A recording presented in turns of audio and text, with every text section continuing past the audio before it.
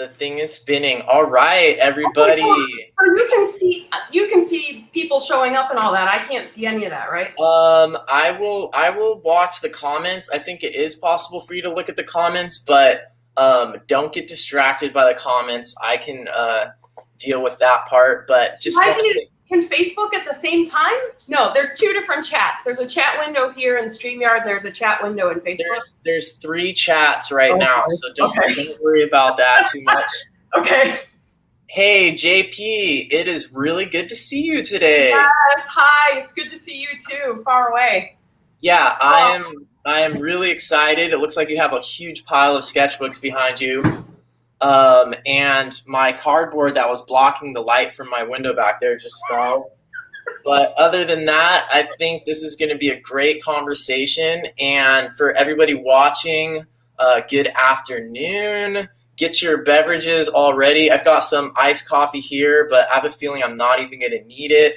I'm already, we got some water. Is that coconut water? Oh, it's just regular. Okay. It was smoky here this morning. Is it smoky where you are? It is smoky. It is smoky outside. So everybody who's here watching, feel free to post questions and comments in the chat. If you're coming from Facebook, if you log in, I'll be able to see your name through StreamYard, but otherwise I won't be able to see your name.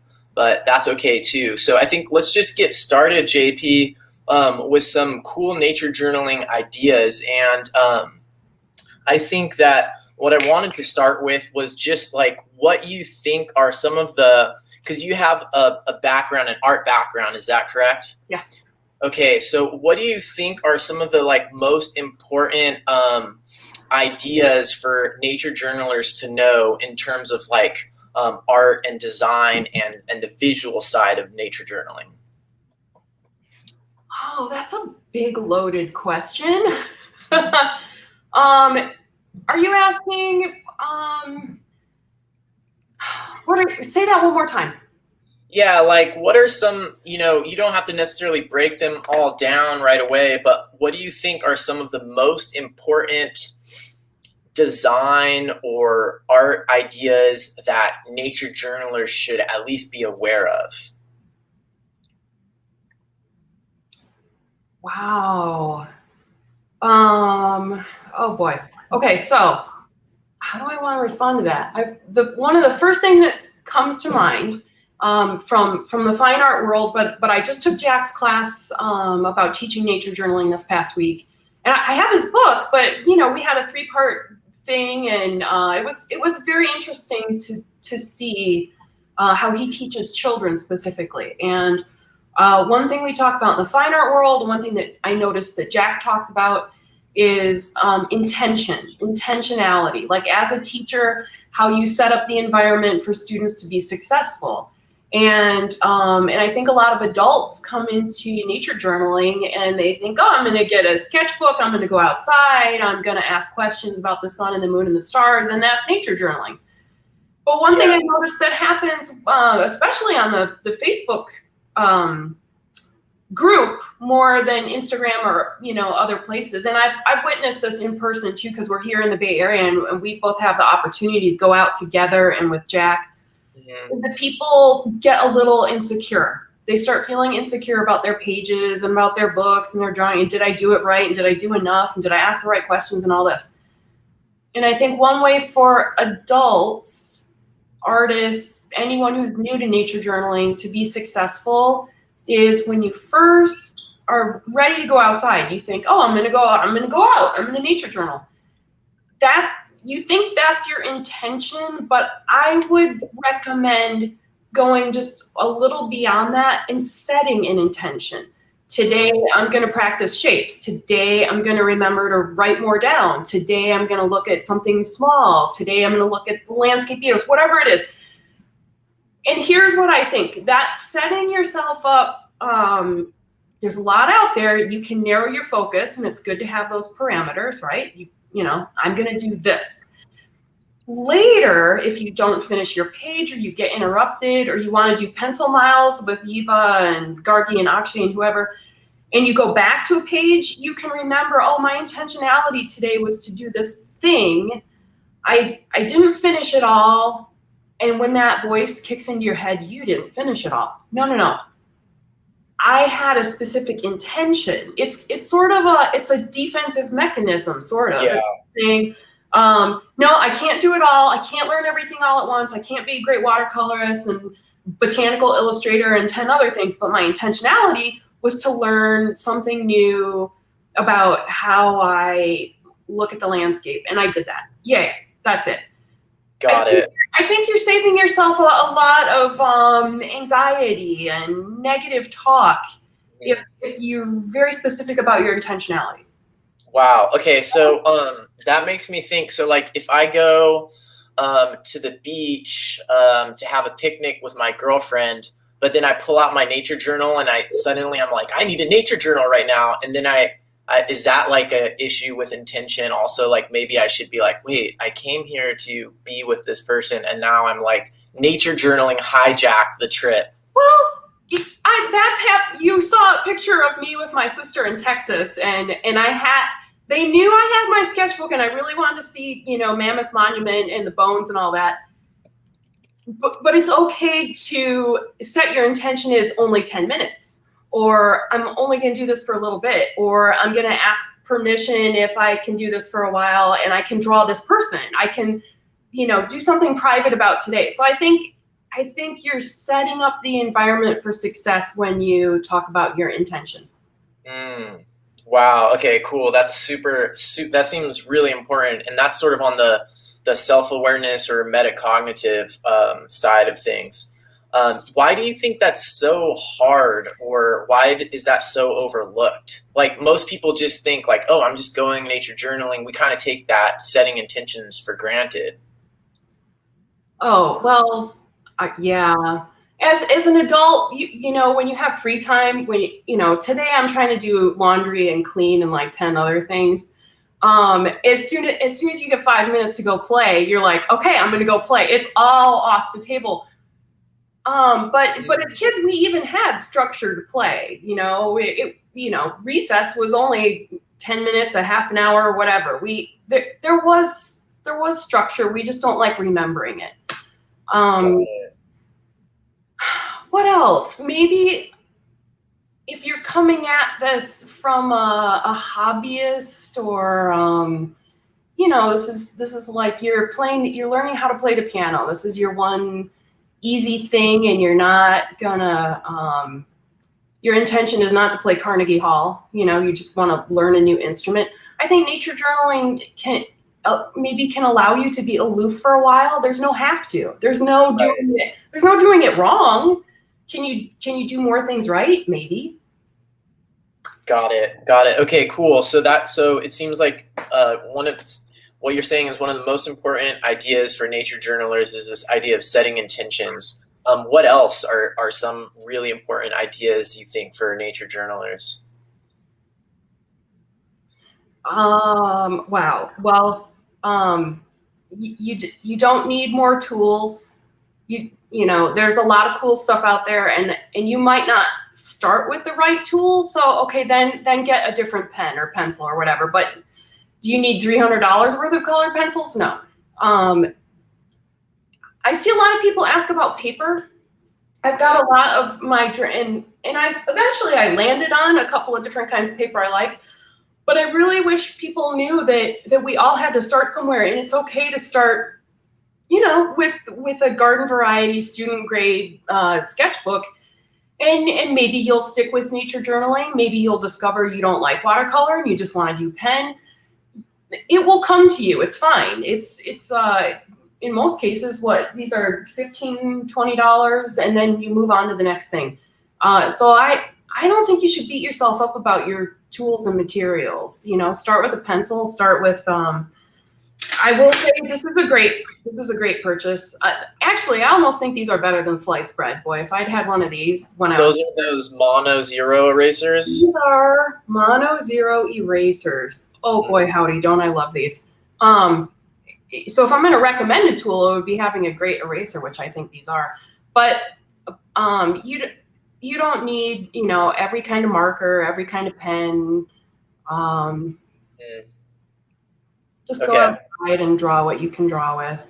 Got it. Cool. Well, that's really a good start, I think, is that whole concept of setting intentions is so important. That's great. Thanks for sharing that. So could you tell us a little bit about how you got started with nature journaling?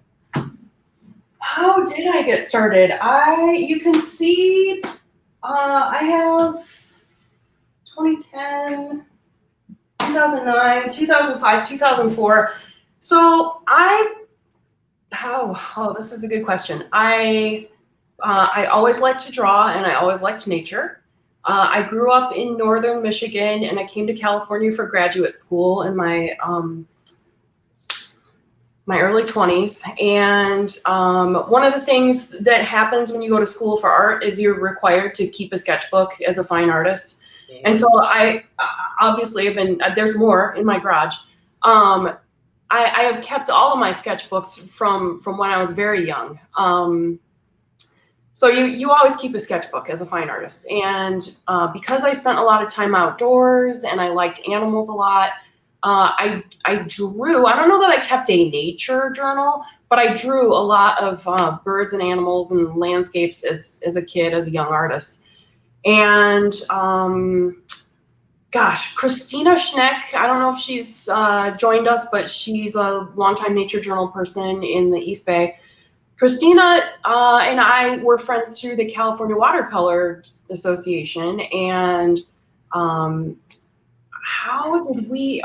through calligraphy, and we got talking, and Christina was like, oh, I took this class from this guy. His name is Jack. He taught at California Academy of Sciences. I think he's got a bird class coming up. You should really take this class. And I was like, okay.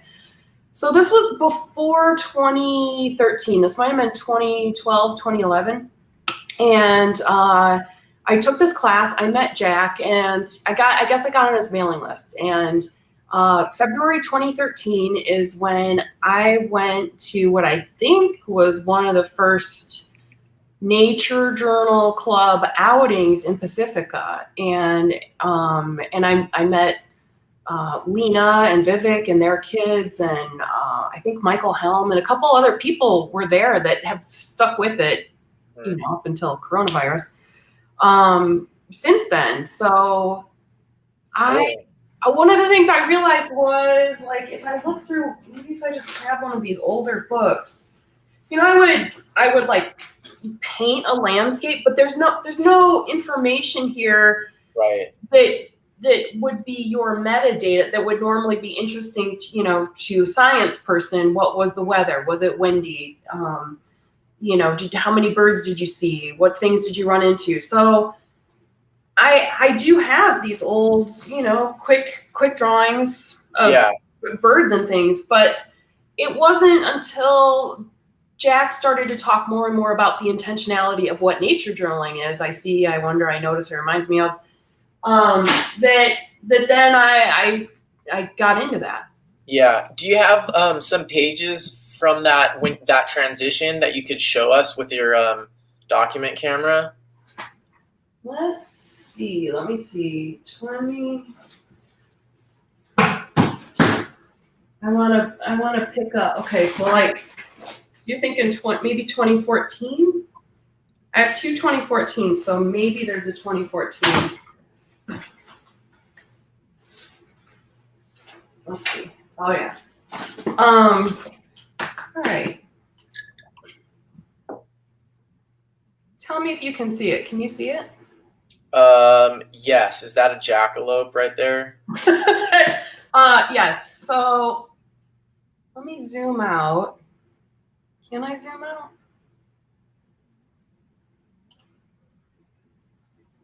Nope, that's zooming in. So I do, these are regular Canson books, but I tend to collage and use packing tape and stuff. Let me see what I can find in here. Sometimes when I would take classes, I would take notes. Mm-hmm. Okay, so I have some fish. So you're using your journal for you combine your nature journal and your regular sketchbook, right? I might have when I did this. Mm-hmm. Oh, here. Okay, so here's a page. Here are a couple of pages. Okay. I used to just keep one sketchbook, but now I divide them up. So I've got some fine art things in one place. I've got some calligraphy things happening in a different place. This would be an early nature journal page, and so I still did kind of page layout. I would divide it up, but like I would add in this calligraphy later. I don't do this in the field. Okay. But I was definitely adding notes and thoughts and stuff like that. This is one where I'm sure I was at the Monterey Bay Aquarium, and I got right next to the Nautilus, and I drew them very large, and then I started adding in things that I knew. And here's an example of these were also on display at the Monterey Bay Aquarium at the same time. Cool. I probably in really humid environments, I don't tend to take my watercolors out unless I know they're going to dry really fast. Mm-hmm. So this is probably, I drew this and then I dropped the color in later. Mm-hmm. Yeah, and then here's more, but I never finished it. So there's space for me to, Oh, that looked like that's one of the cuttlefish or something, huh? Yeah, yep, cuttlefish. Wow, yep. I spent a while trying to nature journal there last time I was down there. Yep. Cool. Yep. They're very mesmerizing. You can watch them forever. Okay, and so then you got a page like this where I just did a spiny shrimp, fast watercolor, and then the turtles, and then but this is not uncommon for me where I'll transition back into what's old hat for me, which is okay. Now I'm going to draw.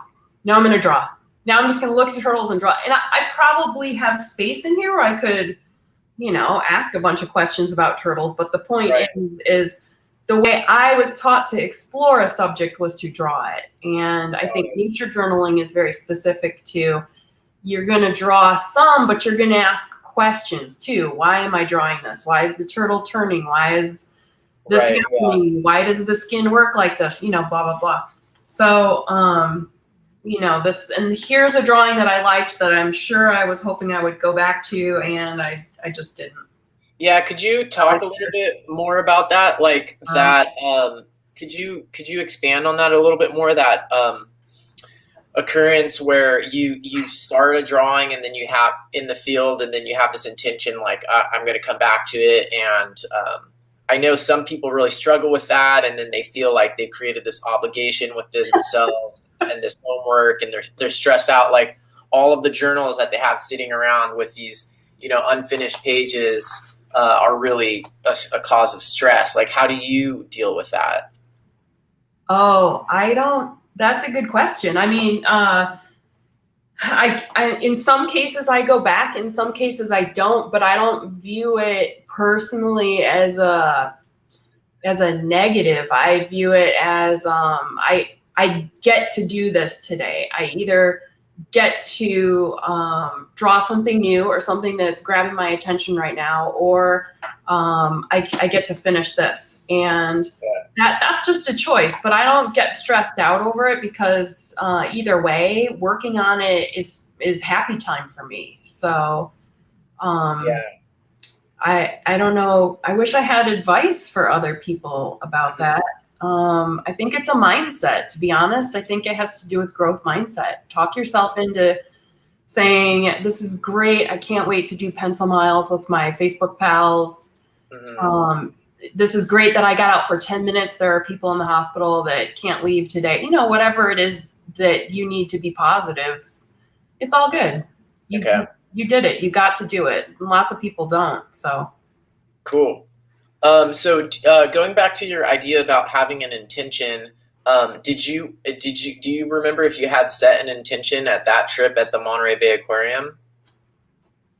Oh, like like I'm gonna do 10 pages today, or I'm gonna no. Is that a cabbage right there? Yeah, it was some crazy thing in my backyard. Yeah. Cool. But it's, I mean, I feel like it's pretty fast and wild, and again, it has this nice white space. I could do I could still quote unquote rescue this page. It might not need that, you know. It kind of, and that also depends on your intention with the book. So got it. This looks like, I didn't realize. Oh yeah, and here's this is funny. Here's an outing. Look, it says intention right there. What's that? Yep. Our intention this morning: follow the trail down to the boardwalk, eventually over to the Hummingbird Island. So I guess we were intentionally not staying in the parking lot. Yeah. What is that? Is that Moss Landing or? Yeah, this is Moss Landing, and I know it's really fast and loose, but these are people drawing, and I think this is one. Remember, I think you were there. There were orb spiders growing in the tall, like fennel and grasses and stuff. I don't remember going on an outing at Moss Landing. Okay, well, I do. Cool. Yeah, and it, you know, so I listed out all the birds that I saw and some people that I met and a little bit of the weather. So yeah, that was 10/26/2014. Nice. Yeah. Yeah, I hope I answered your question. Did I have any intentionality when I went to Monterey Bay Aquarium? I think my intentionality was to not be in anyone's way, but also find a quiet place where I could just be for a while. And I guess the cuttlefish were enchanting enough that I got lucky. Yeah, I love the cuttlefish. They're really challenging to draw sometimes. Nautilus, yeah. I wish I could done them a little more three-dimensionally. Like looking back, I can be a little critical of myself, but you know, it's all good. Cool. To go, yeah. One thing that I'm thinking of, just kind of looking through your sketchbook right now, is just this idea of like how you decide what subjects to include and what subjects not to include, or what nature journaling, what subjects are acceptable subjects for nature journaling, or I guess acceptable might not be the best word, but I think some people are always curious, you know, like what should they put in their nature journal, like what things are within the scope of nature journaling and what aren't. So could you share like your feelings about that, or how you decide what to put in there? I don't know what, I would need an example of what's not acceptable. I don't know what that is. Right. Well, I mean, can you just flip your pages and show some of the other stuff like that maybe other people would, you know, just like things sort of outside of the usual scope of what people would nature journal, or it looks like you do a lot of color tests in your nature journal as well. Do I don't do the little oh, I know what you're thinking of. You were looking at this, right? Yeah.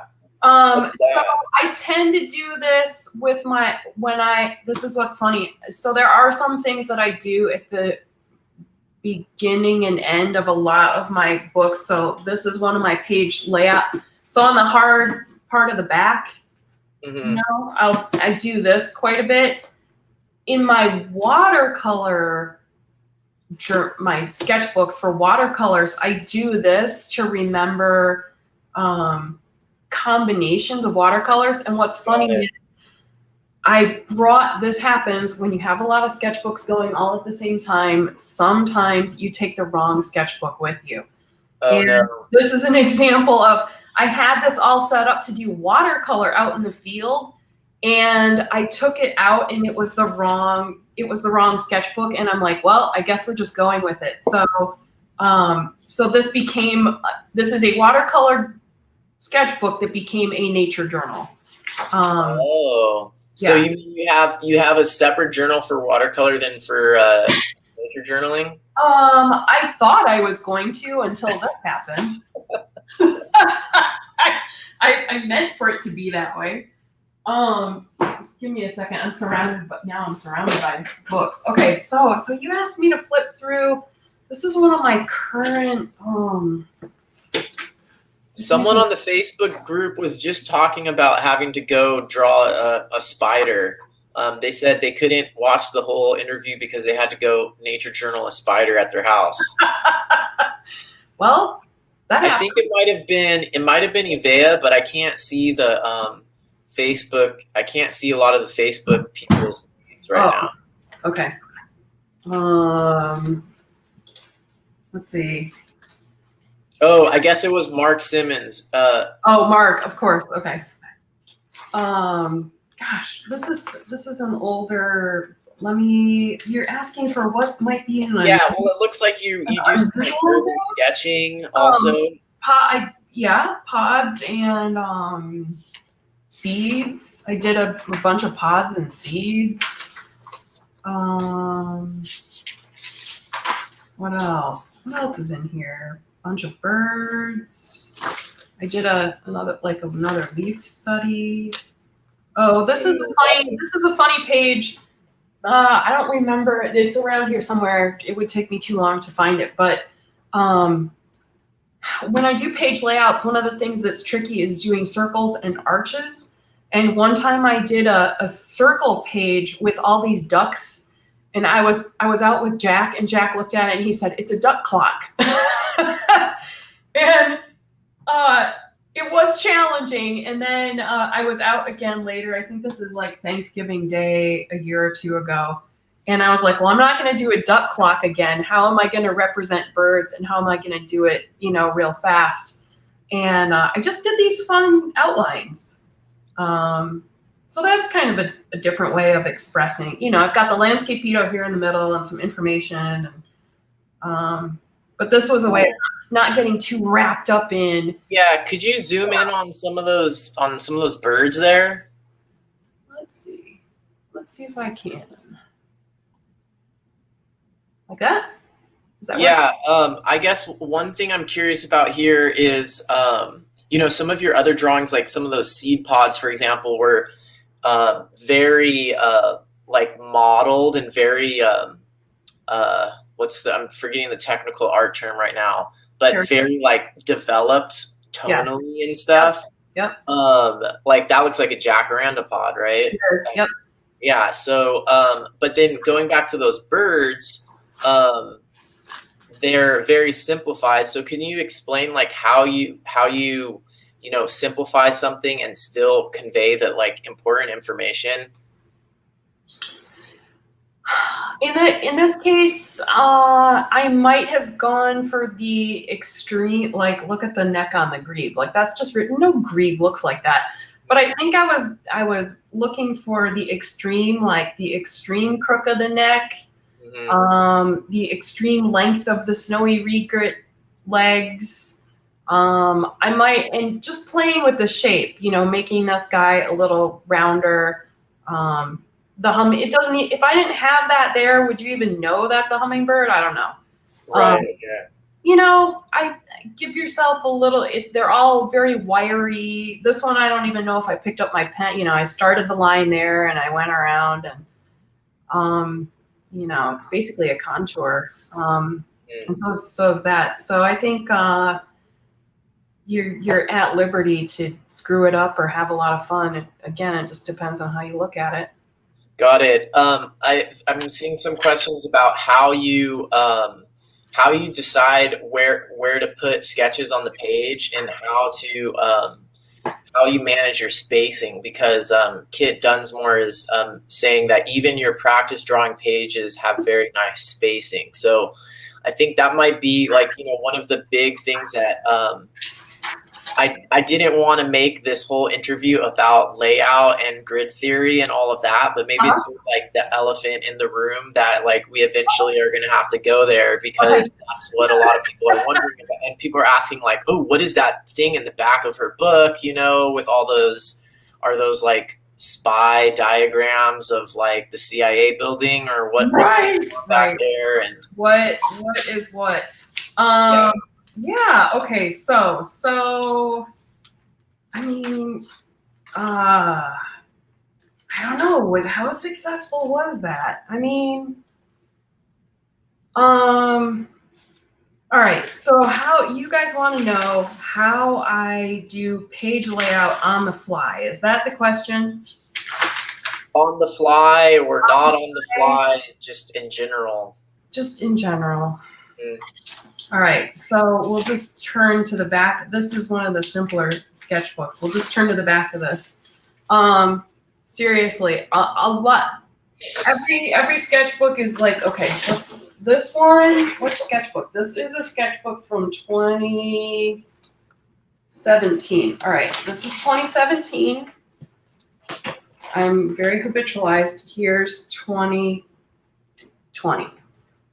Wow. Okay, so I have here simple layouts and here simple layouts, right? But then, and this is not for everyone, this is just, you know, answering your question, my intention, I wanted to look at more combinations of more elements. And remember, I just got done saying arches and circles are hard.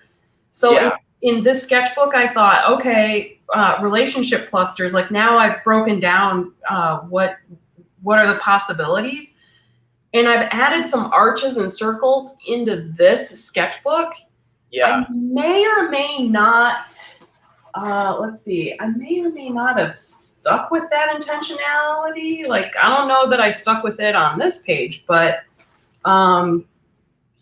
what I'm doing there is I'm trying to set up my environment where when I go outside, I can say, okay, I've got some simple things and these are tried and true and I really like them. And if I go outside for 10 minutes, I know I can stick with this pretty easy, right? Because I've done it, you know, 300 times already.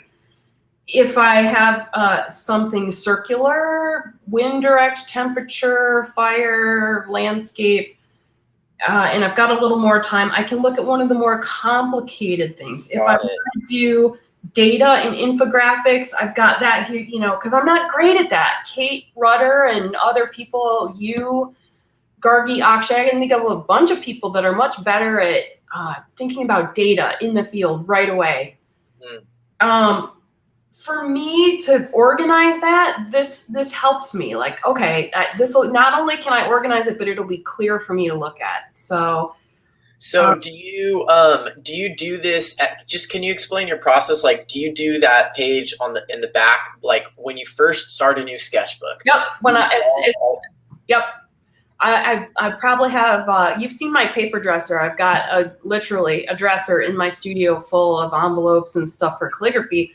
But one of the drawers is full of sketchbooks of different sizes and different papers. And, you know, some are gifts and some are things I bought. And when I'm getting near like the back 10 pages of the sketchbook I'm filling up, then I will grab a new one and I will do this in the back of it.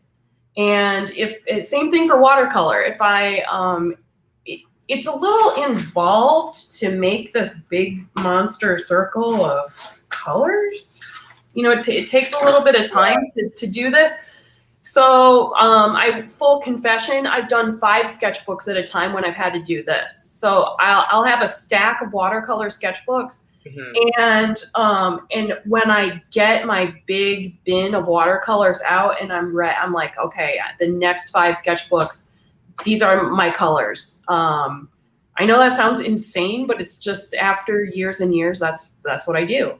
I'm hoping that helps answer a question for someone out there. When I get a new sketchbook, I will put this in the back of it, and I do change it up every time. Okay. All right, I got another question about that. The kid is asking where you get the ideas for the different layouts that you have back there. That's a good question. There are some rules. Do I have that nearby? Got that nearby. Give me just a second. All right. I do kind of have it nearby. I'm gonna let me zoom in on this. You can see that all right, right? Mm-hmm. Okay, again, with intentionality, I used to do single page entries. It was not until we were a couple years into nature journaling that I knew who Grinnell was and what Grinnell notes were. And I am coming at this from the artistic place and also from calligraphy. And one of the things that I do in my calligraphy world is I look at manuscripts. Old manuscripts, 1400s, 1500s, 1600s, even earlier. I like the Roman period of about 400 CE. Anyway, when you look at a lot of manuscripts, this is standard manuscript layout where you'll have it's called rubrica. You'll have a large initial first letter here. You'll have text down the page, and hundreds of years of writing books has taught us that your eye flows down the page this way, and you kind of get to this area and you automatically go up here. Now, maybe there's a second column and you start reading down, but again, your eye is going to go over to the next page and you're going to start reading down. And generally, what these dark black lines are is the flow of your eye over a page. And we are so, in our culture, Western culture, used to looking at books from a very young age. You can flip through a book pretty fast and know within seconds if the font is too close together, if you find the layout pleasing, blah, blah, blah. So one of the things that I always keep in mind when it comes to page layout is this diagram. That, you know, like you were talking about how sometimes you break your page into three set where you'll have a column, a column, a column. Mm-hmm. And I've noticed that Akshay will do sort of a comic book style where his columns will be horizontal. Mm-hmm. But either way, you're breaking the page up into different parts. Mm-hmm. And that's your starting point, is knowing you can put a lot of things on your page, but this is how your eye is going to flow every time. Unless you do something crazy. Mm-hmm. Unless you put a big arc in here and a bunch of lettering, your eye is still going to go, you know, right over to that right away. Okay, so I get that part. So then how do you go from this knowledge about how people's eyes flow to what you want your text and images to do? Like, do you want your text and images to like follow that same flow, or do you want them, you know, like how does that translate to the next stage of like, okay, we understand how the eyes usually flow across the page, but then what does that mean from a design? Like, what is the implication of that? Okay, so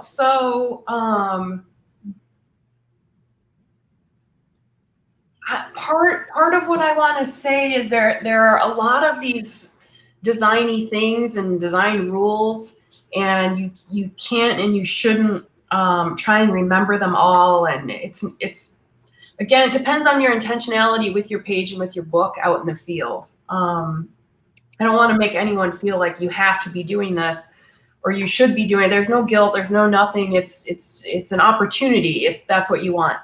And I think that our nature journals, because it's a combination of words and visuals, you have a little bit of competing things happen. As soon as you add words to something, your eye desires to read it. And one of the things that I'm careful about is doing text too big, too bold, too much. I tend to want, I'm not going to flip through it right now, less intrusive writing and text on most of my pages. Mm-hmm. I've even gotten away from doing a lot of calligraphy in with my images because I just feel like it's too chaotic. It bothers me. I like the drawing and the process of drawing so much. What I want to say is what you're doing out in the field is about relationships. It's your relationship with nature. It's also things that are in nature that are happening with each other. And you saw on a couple of my pages, like I'll do a big leaf, but a lot of times when I have a single subject like those pods or the nautiluses or birds, I will do several in different positions and different poses at different sizes. And while you can divide your space up, a lot of what's happening is about relationships. And honestly, because drawing is the safe thing for me, I tend to draw first, and I tend to go, okay, I'm going to put mushrooms. I'm going to start here in this corner. And once I do that, I know that the flow of my eye is going to do this, and I can put something here and something here, and then I can start building. So I kind of pick a place to start, and then I remember, oh yeah, this is how my eye is going to flow around, and I can put something here safely and something here safely, and I can make it big and, do whatever. Again with the circles. Got it. Could you, maybe, I think something that might be useful is if you could get a page, a nature journal page that's filled in, and then we can look at that alongside of the eye flow diagram, and you can explain how they're connected. Okay, let's see. Yeah, so here's one with birds. This doesn't have, was just pure fun, but it doesn't have a,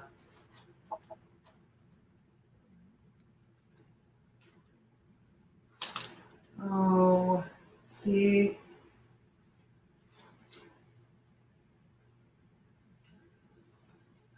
Yeah, like, can we look at that spread and analyze it from the layout? That's a good question. I don't know if I have the layout in this book. I'm looking to see if I do. It looks like maybe that one. Well, we'll give it a shot. All right. Sorry, my computer's a little bit in the way at the same time. All right. So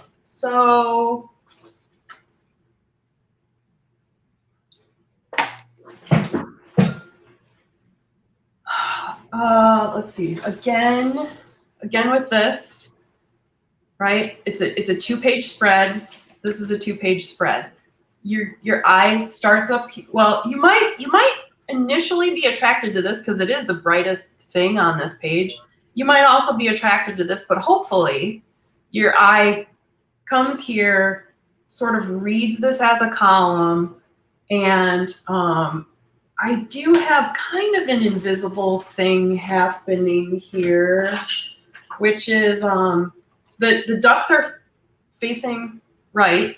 Right. Okay. Good. So they're gonna take you to this page. Right. And there's maybe not a strong diagonal, but maybe intuitively you want to go this direction between this thing and this thing over to here. Okay. And now you're gonna land here and look at it for a second, duck thing, and you're gonna finish here. Mm-hmm. And maybe there's enough flow happening where you can read. I don't mean that literally. I mean it in the artistic sense of you can absorb this very quickly and go things, word, and now you dive into it a little bit more, if that makes sense. Okay, got it. Maybe one thing that would be useful, because I feel like this, if this is people's first introduction to some of this, it can be kind of overwhelming. Sure. Do you have if someone wanted to just get started in their nature journaling, being intentional about layout, do you have 3 layouts that you would recommend, simple things, and how you would build a page with that? Because I know the first time you showed this to me, I started drawing all these lines on my pages and then trying to squeeze everything in, and I didn't quite get it. Okay. Could you show a good starting place, and you could simplify it into 3, a menu of 3 options. It's a fixed menu at Shape or something. Oh, you're so funny. Okay, wait. hope everyone knows this is completely spontaneous. We did not play. We were just going to make this a conversation. So I have now trashed my space looking for all this stuff. Okay, so back to this is just out of one of my. So I'm building a PDF for the Next Nature Journal class that I think I'm going to teach, and this is my notes from that. So maybe I'll get some feedback from you guys from this. I'm hoping this will be helpful. So Fibonacci, yay! Not going to spend a lot of time on that, but when you look at the rule of thirds, going to zoom in to there.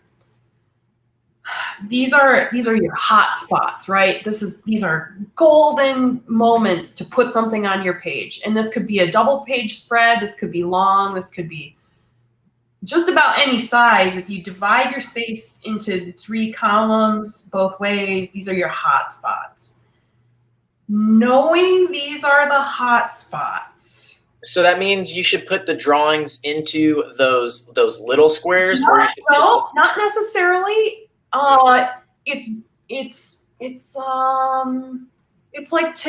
to remind your brain that this is a warm, fuzzy area. And if you filled the whole page with a drawing, you could put an eye, like you could put the eye right there, and it'd be even better if it lands on or near one of those hot spots. Does that make sense? So yeah. And so why the eye? Like, so you mean you want to put the important things there, or do you want to put an important thing there, or a dark thing there, or something you want to emphasize? We almost intuitively go to these hot spots. It's kind of crazy. But here's what I'm going to say. If you can't fill the whole page, and a lot of people can't, I get that. There's not enough time. Put clusters of things, put several things on your page, and just be mindful that you can put them in a haphazard way, even. As long as you get close to a couple of those hot spots, it's great. It's very organic feeling. It's pretty amazing. Okay, cool. So I'm gonna slide this piece of paper over. I'm really hoping not to confuse anyone. So here's an example of, you can see I've done little dots. So the dots are what I've got going in my brain, right? I'm looking at a blank piece of paper and I'm like, oh yeah, 3 columns, 1, 2, 3 columns, 1, 2, 3 columns. My hot spots here, I know that. And there's the middle. And I thought, you know what? I'm gonna put something right in the middle. And if I do that, I've got all this great white space, but now I can use this down here. I could write stuff, So then the next 3 images, 1, 2, 3. This is a way of looking at that space. You have options, like that can be the image and that can be text and there's nothing else in there. Or maybe there's a light watercolor wash. In this one, this whole background could be the image. There could be a title like, plankton, and there's all kinds of plankton-y things floating in a dark back, or stars or whatever. Yeah. And I will allow myself to put maybe text in here, but just not enough to overwhelm what else is going on. Another opportunity is this whole background can be wallpapered with text. I could have put the image here, or I could put the image here. It's just a way of saying, okay, here's your, here's your bread and your sandwich meat and your cheese, and you can layer it different way. I mean, I wish I had a good metaphor for it, but okay, so this is the same layout, but now you're conceptualizing, what am I comfortable with? Am I comfortable drawing big? Yes. Okay, if you're not, maybe you're comfortable with words. Put a whole bunch of words and put a small picture. Fine. Okay. But either way, this should be a pretty good layout. Right. That's for someone that has much. That's for a landscape format journal. Sure. Okay, so I'm hoping that Facebook is not exploding with awful comments right now, and that all made sense. No, I don't see. Okay, I have no way. I have no way of knowing that. Yeah, there's no. I'm not seeing a bunch of comments. There's no one saying. Ah! Okay. Okay, so now maybe I should just cover. I should cover the bottom part of this up. Now, keeping that in mind, there's a page divided in half, a page divided in quarters. Yay! A page divided into our 3 columns. Once you've done that, you can start doing these other variations based on this. And then that's what I've got going here. Like if you stare at this long enough, you're like, oh, she's got these invisible lines. That means she's aware of this whole space. There's going to be something here. This is how I divide up the space. Okay. All right. Cool. Yeah. Okay. Are getting positive feedback coming from Facebook. So, could you just show, like, for people who have, I think a lot of people's journals are, oh boy. I don't know exactly the ratio. I mean, this is 9 by 12. Yep. Or 9.5 by 12 or something like that. I think a lot of people have, profile layouts. Could you share just like a couple starters that they could use for books and pages that look like that? Besides these? Yeah, like, I mean, how do these apply to? Could you explain how those would apply to a page that's more like this instead of like this? Oh wait, I gotta flip. Let's see. Oh, or are those 2-page? Those aren't the equivalent of a 2-page spread of. They can be. They can, or they don't necessarily have to be. So, I don't want to freak anyone out, like, but you for a 3 to 4 ratio. Page, what would you recommend, or do you recommend doing it tackling as a 6? Would that be 6 by 8? The ratio. So to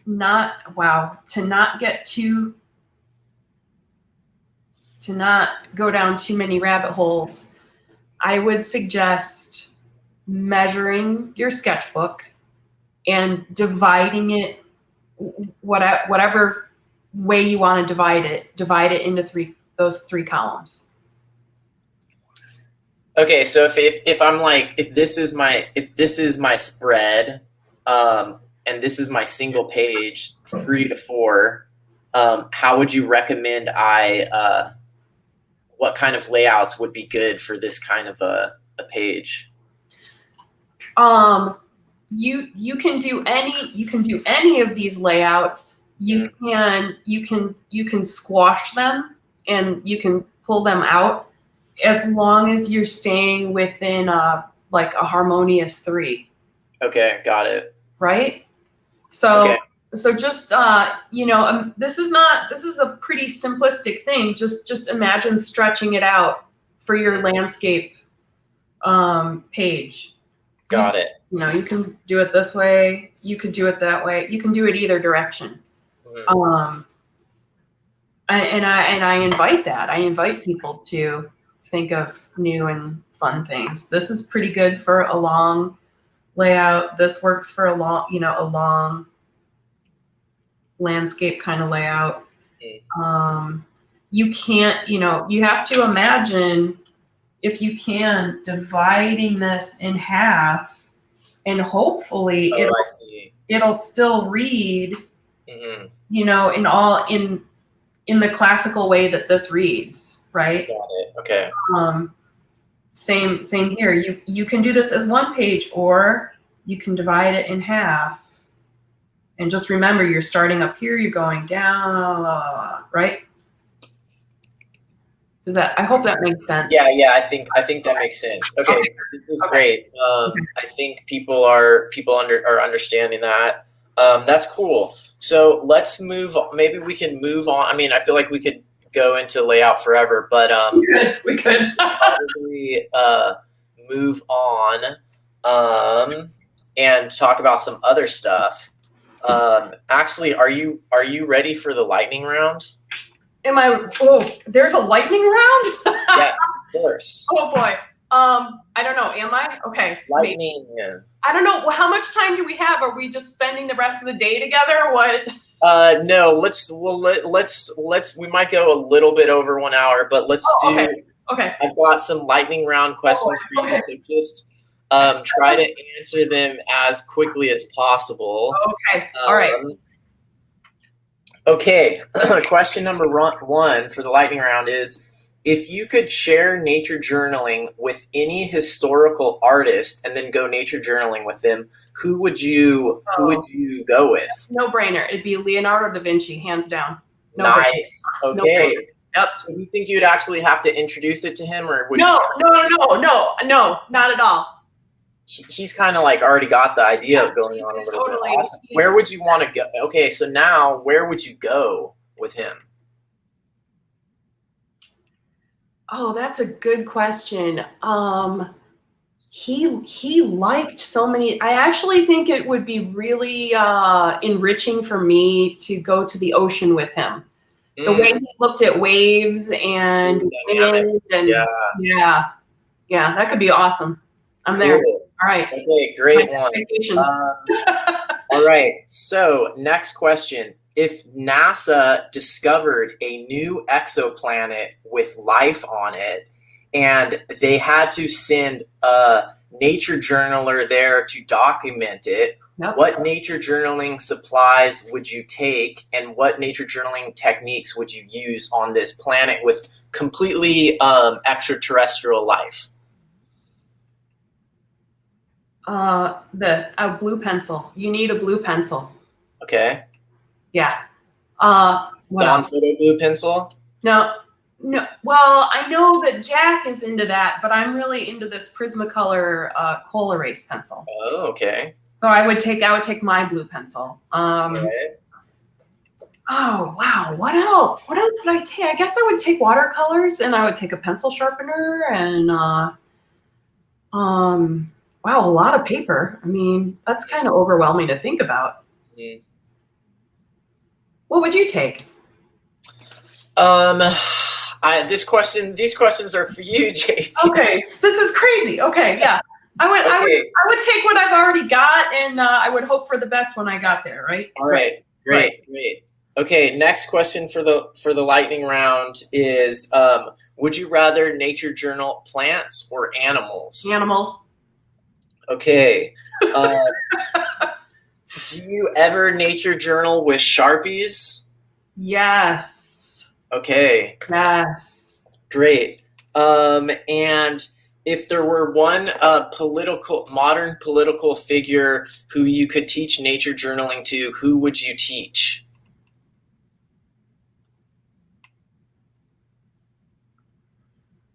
Oh boy. You know,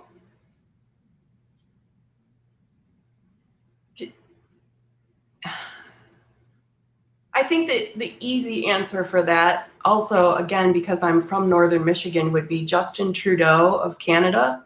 Mm-hmm. Because I think the Canadians love their country, and they're very proud of nature. You know, they've, oh gosh. And I think that would be a culture that would be very receptive to it. And I actually think he's fluent in a couple of different languages, and I think he would have interest in that. And I just think that would be win-win. Canada, our neighbors. Okay. Yeah. All right, great. Love you, Canada. Yeah. Good job with the lightning round. That was really awesome. There's lots of comments I'm seeing, people responding to your lightning round, and someone's asking if you would take any snacks on your NASA nature journaling. Oh yeah, snacks! I'm all about snacks. You know how much banana bread I make. Yeah, definitely. I almost put something about banana bread in the description for the video. Right. But I didn't. So I've almost always got hard-boiled eggs and power bars too. You know that from visiting my house. Well, not lately, but last year. Yeah, definitely eating some of your. I always have snacks in my car and granola and stuff like that. Cool. Okay. All right, so I have a couple more questions here Uh-huh. before we wrap up, but I don't want to wrap up. I want to talk about shapes. Okay, so after the questions, I want to talk about shapes. Okay. All right. Well, actually, I'm ready to go into shapes, and I think that's something that you think would be useful for a lot of nature journalers, right? Yes, I do. Yes, I do. Especially people who maybe don't have like an formal art background and everything. Let's go there. Let's do it. Go there. Okay, so I've got my blue pencil out. I've got this. I just grabbed a nearby notepad. Let's see if I need to zoom in. Let's see. No, give me a second. There, zoom in. I'm really hoping this is still clear and not too jaggedy and weird. You'll tell me, right? Yeah. Okay, so a lot of people come to nature journaling. I feel in listening to people over the years, you're one of two camps. You're either someone who's comfortable with drawing and you're not used to putting a lot of words on the page. That's me for sure, 100%. Or there's people, Emmy Tan comes to mind right away. She's an author, best-selling author. She got into nature journaling. She was very comfortable with words, obviously, and she's taught herself how to draw. I mean, her drawings are amazing now, right? But and a lot of times her pages now are just are mostly drawings. Yeah, but it took a couple of years to get there. Okay. And anyway, so I kind of think you start either with drawings or with words. And one of the things that happens is when you're first into this, it's really easy to draw flat. You're drawing two-dimensionally. So you've got circle, square, what else? Oh, pyramid, right? You're doing, sometimes you need this shape. Sometimes, yeah, and see then you're limited. And then your intentionality is going to have to be at some point, okay, so I need to get better at drawing. How am I going to do that? I'm going to go outside and stare at a tree for a really long time. Well, Jack has a lot of great videos where he's talking about how, you can look at a tree trunk and tree limbs and then you're drawing cylinders. Or you're looking at how a flower is made and then you're drawing more conical shapes. And I was just thinking about, how can we be more intentional every time we journal with these shapes? And one of the things that I was just thinking about this morning was, all right, so you got your kind of circular shape, right? But we need to make this into a sphere. And I'll tell you why in a second. So I'm just gonna do this little line, right? And now I'm gonna put the equator in. Right, so now this is looking a little more spherical. And halfway between the equator and the North Pole, 45th parallel, right? So now, I've just done this so fast. It's not perfect, it's fine, but I've just made a little globe for myself. And now I can put my little corner of the United States in here and down to South America, and South America's gonna go down there, and we've got the big Pacific. And now, in my nature journal, you know how we would normally say, you would just write Sunday, August 30th, 2020, and the time, 1 p.m. Now you've got a globe like in the corner of a nature journal page, and you've practiced a sphere. So maybe you're going to be out in nature and you're going to see a bug or an animal, and instead of thinking of it as, something really flat, you've already gotten yourself into thinking, okay, how am I going to divide this up and add, some eyes and find the nose of the thing? You're already thinking in a three-dimensional way. Mm-hmm. As soon as you're up and running in your sketchbook. So you're recommending people do some warm-up shapes? I am. I'm thinking about that. One thing that Jack said a couple of times was, oh, he was talking about inquiry and he was talking about unpacking, and I was like, okay, unpacking. And I think I've joked with you about this before, how a lot of things are cylinders. Are cylinders, yeah. I say that. A lot of things come down to a cylinder. So I was thinking, well, how can I represent that next time I hear Jack say it, or in my everyday journal? And I was laughing. I was thinking about a can of worms. And I was like, okay, so how can I draw, little wormy shapes and again, keeping with cylinders. And I started thinking about, and by can of worms, I mean like a rabbit hole, like, okay, we just opened it, and now I've got 300 questions about the next thing, the next thing, the next thing. The same thing is true. Sometimes we're outside looking at a landscape, and I know you love landscape pedos too. And this is sort of a map drawing. I tend to do that really large because it's near me. So this is a little severe on the perspective, but the edge of the landscape, and now I'm gonna put a river in here, and the river is coming down, and I'm gonna make the river travel this way. And so now I can take this edge out, lower it down, and now I can talk about the rocks and the things. And anyway, I'm just thinking about, well, how can I incorporate more three-dimensional shapes when we're outside? And I think if you're new to nature journaling, if you're new to, I guess, drawing, keep it simple for yourself. And you already know these. Now just make them three-dimensional. Right. Okay. And why is that so important? Because I think that if you practice this, you're gonna get further with your drawings faster, because you know to look for the shape of a thing. Sometimes when you're looking at birds, you can't see the muscle structure under there, but you can see the shape outside. And the longer you stare at something, you get an idea of what's going on underneath it. But we don't always have that luxury when we're outside. Right. So I always think looking at shape is a good helpful thing. And once you're looking at the shape of a thing, you're looking at the shapes behind the thing. What's going on in the background. You have a way of checking your drawing. Well, I can see this shoulder is happening. I can see this thing happening here. What's going on behind it? And now you can check this against the shape. Well, was the corner that close to here? Stuff like that. Got it. I want to go on forever because I really could, but good basic shapes I think will, really help.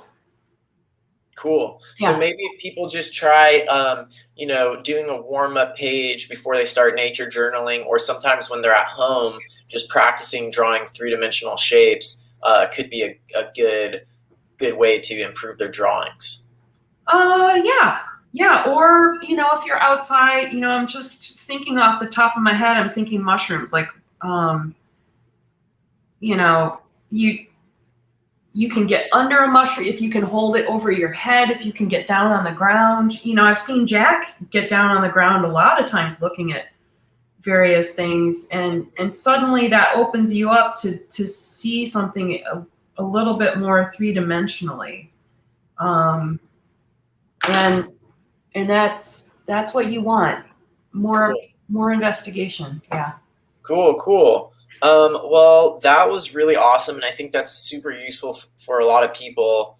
I want to ask you a final question, but before we do that, would you? Is there anywhere people can find out more about what you're doing, or do you want to share like your calligraphy website or anything like that if people want to learn more about you and your professional work or anything? Oh, sure. I'm because of coronavirus, I don't have a lot of work right now. But my bread and butter work is doing calligraphy in Napa Valley for wineries and restaurants, and I do a little work for Hollywood movie studios, not a lot. So yeah, you can go to jpantercalligraphy.com and you can see some of my past. I haven't updated that website in a while. I should, but that's Okay. yep. What else? Do you have an Instagram or anything you want to check Instagram? out? It's the same. It's JP Thistle Creek on Instagram. I'm bad. I like to go to Instagram and look at stuff, but I'm bad about posting my work. So I really need to do that. So it's JP Thistle Creek on Instagram. On Instagram. Yep. Gosh. Yeah. Cool. Well, any questions or any other? Yeah, let me see. I feel like we covered a lot of territory, Marla. Yeah, for sure. You're all over the place. So let me just ask you, I guess my final question is, where are you most excited? What kind of directions do you think you want to see nature journaling going in the future?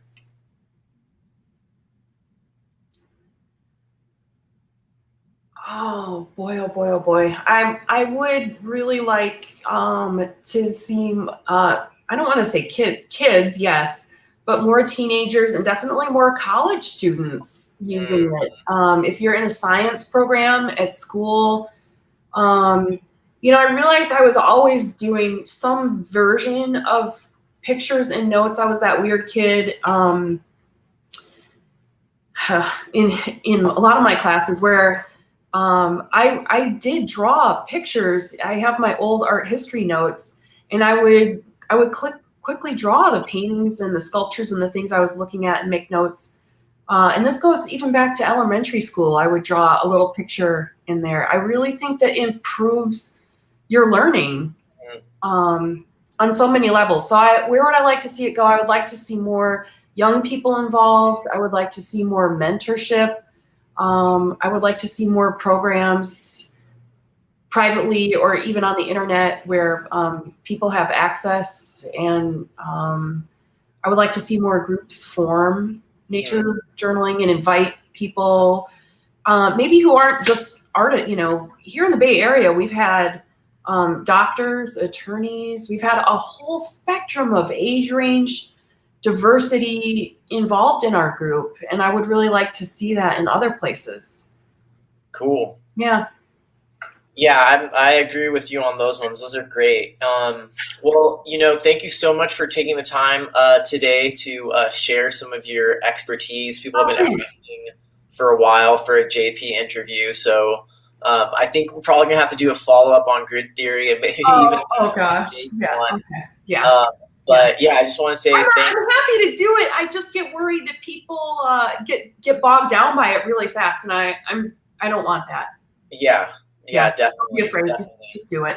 Yeah. Well, this video will be available if anyone wants to review it, if they want to see some of those layout tips and go over them again and again. That's definitely doable. Someone on Facebook, I can't read their name, but they're saying that they taught nature journaling in their high school biology class, so that's awesome. Thanks everybody who joined, and thank you so much, JP. That was really fun. Yeah, thanks. And hopefully I'm going to be interviewing Miriam Morrill next Wednesday. Good.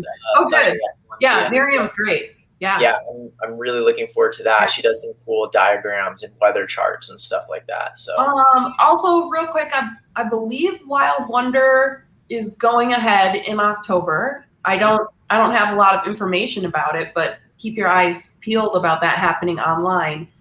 And I'm hoping that by the time that happens or just after, I will have a paid for PDF, real cheap, but it'll cover the grid theory and some different layouts and some different ideas and all that. Great. Yay. That's exciting. Yeah. All right, JP. I wish I was closer and we could hang out, but after coronavirus, we'll have to make up for lost time and go on a camping trip or something. Camping nature journaling trip sounds great. Yeah, definitely. All right. Bye, everybody. All right. Thank you, guys. Bye. Bye.